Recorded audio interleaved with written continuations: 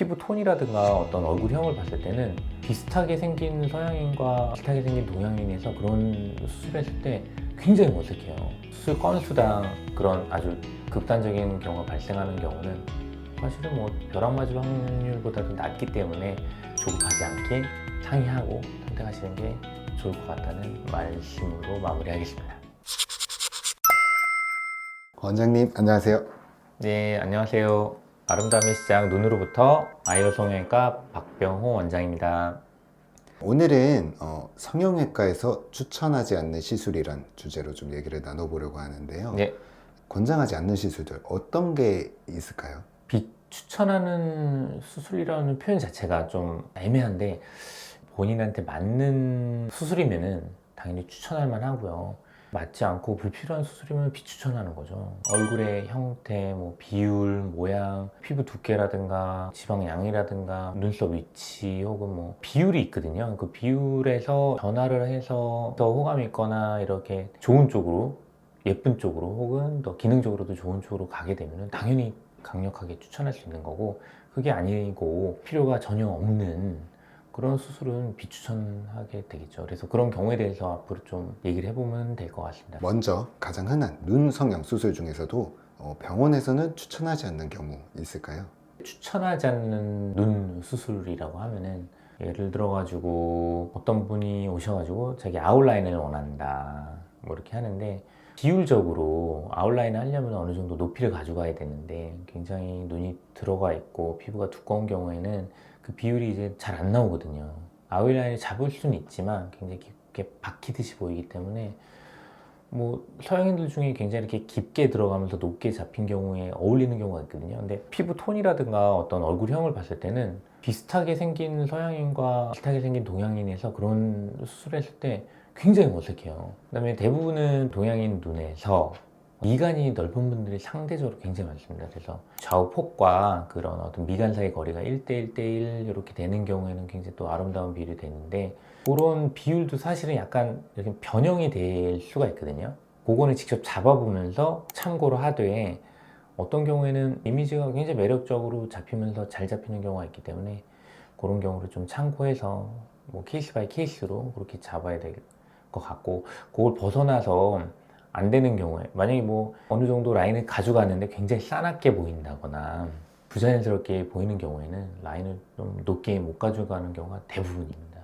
요새 많이 여쭤보시는 것 중에 굉장히 좀 화려하고 아웃라인을 이렇게 가져가고 싶다는 분들 많은데, 잘 어울리는 분들은 하시면 너무 좋죠. 근데 대부분은 잘 안 어울리거든요. 그래서 그런 거 참고하셔서 전문가 얘기 듣고 결정하시는 게 가장 좋습니다. 트임 성형에 관해서도 혹시 추천하지 않는 경우 있을까요? 트림을 과하게 하는 경우는 굉장히 싸납게 보이는 경우가 있고, 너무 과했을 때, 적당히 했을 때는 굉장히 부드럽고 시원해지는 경우가 많기 때문에 그런 경우에는 굉장히 강추하는 경우가 많고요.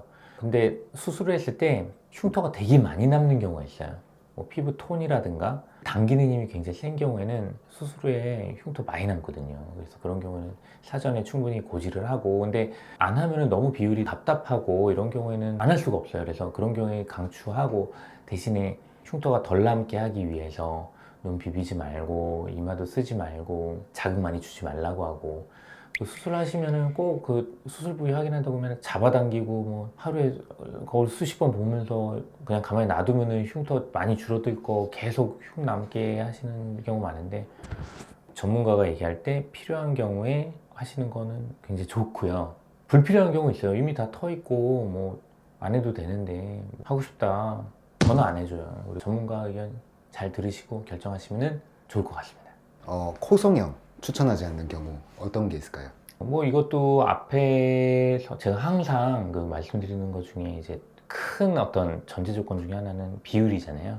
예를 들어가지고 코를 높이고 싶어서 오셨는데 그 콧망울 연골이 굉장히 작아가지고 코를 높이게 될 경우에 굉장히 찝혀 보이는 경우가 있을 수 있거든요.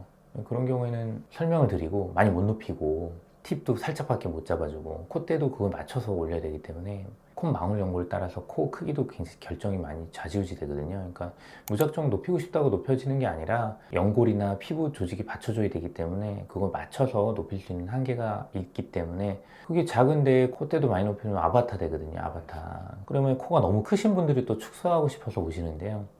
예를 들어가지고 코 볼이 너무 커서 줄이고 싶은데 그것만 축소할 경우에 코가 또 별로 안 예쁜 경우가 있거든요. 자연스럽게 코 팁만 높여줘서 비율이 맞추면 또 되게 좋아지는 경우가 있기 때문에 단순하게 생각하시면 안 되거든요.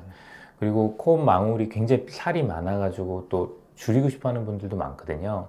근데 피부가 두껍고 연부 조직이 되게 적은 경우에 그 코 속살을 제거를 해서 줄이는 수술이 있는데 그게 혈류가 이제 안 좋아질 정도로 제거를 많이 하는 경우는 코끝이 죽어요. 그래서 그런 경우 굉장히 조심하셔야 되기 때문에 코 줄이는 것도 그냥 함부로 줄이는 게 아니라 피부 상태, 피부 두께, 연부 조직 양, 그 다음에 콧망울, 코 크기 이런 거 다 종합적으로 판단한 후에 결정하셔야 됩니다. 부작용이 나타나는 경우는 좀 과하게 했을 때 좀 많이. 부작용이라고 하면은 비율 깨지고 못 높이는데 높여달라 그러고 줄이는데 한계 있는데 막 과하게 줄여달라 그러고 의사도 단호하게 안 되면 안 된다고 얘기해야 된다 라는 말씀도 드리고 싶습니다. 최근 작은 얼굴 그리고 V라인 선호가 많아지면서 네. 턱에 보형물 삽입을 고려하는 분들도 있는데 네. 이 수술은 어때요? 성향상 어떤 트렌드상 저는 거의 안 하고 있습니다.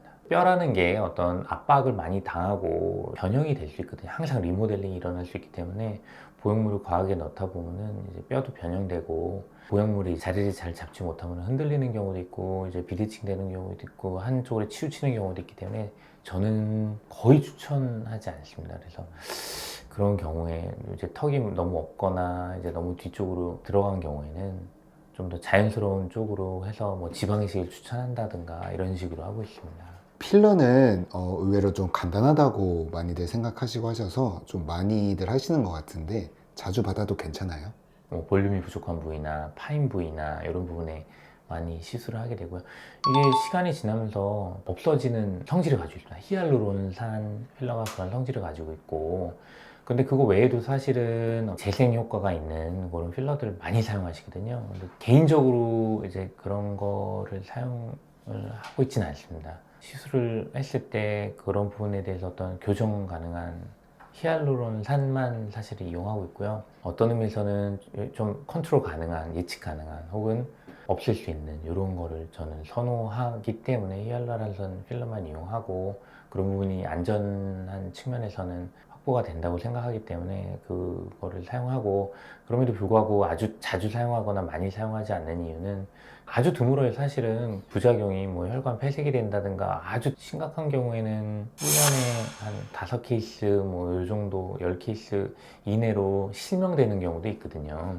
그것 때문에 그 시술을 안 하거나 하진 않습니다. 왜냐면은 생각을 해보시면은 그 수술 건수당 그런 아주 극단적인 경우가 발생하는 경우는 사실은 뭐 벼락 맞을 확률보다도 낮기 때문에 볼륨을 채워줌으로써 만족도가 굉장히 높다면은 뭐 전혀 주저하지 않으셔도 상관없습니다. 너무 자주 하거나 충분한데도 간격을 두고 계속 지속적으로 막 자주 권하지는 않는 편입니다. 저는.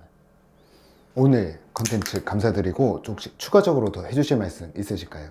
뭐 제가 항상 하는 얘기지만 비율적으로 심리학적으로 본인한테 맞는 비율과 상태를 파악하시고 전문가와 충분히 상의 후에 수술을 결정하시면 후회 없는 결과를 얻으실 수 있기 때문에 조급하지 않게 상의하고 선택하시는 게 좋을 것 같다는 말씀으로 마무리하겠습니다. 감사합니다. 네, 감사합니다.